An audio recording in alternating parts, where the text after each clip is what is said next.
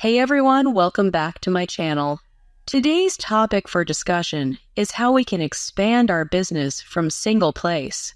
You often hear a term in e-commerce business that is VPOB, virtual place of business. Let me explain. In this, you have to pay a nominal yearly rent to big companies, for example, to fulfillment centers, and in return, that company take the responsibility or claim that the XYZ seller has registered office in our state or city. On this base, when you add an Amazon warehouse that called Additional Place of Business, or APOV, so in this way, you can drop your inventory in multiple warehouses. If you has only a single office, this is the strategy that big brands normally adopt to expand their business.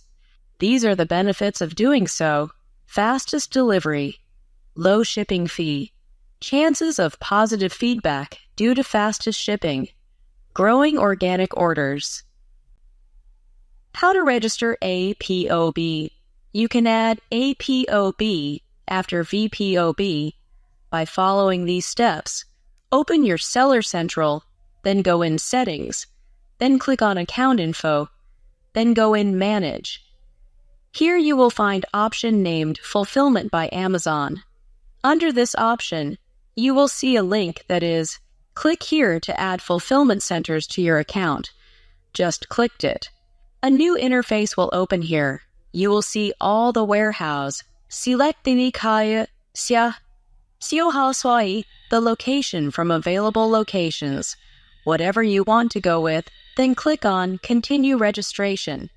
Then give your business details and fill up all options according to your business details, and you have to share some document in order to get registered.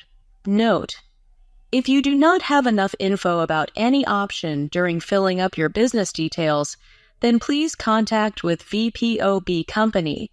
It will give you, because some APOB info is interlinked with VPOB, and if you are still confused, then contact with a chartered accountant, or let me know in comment section.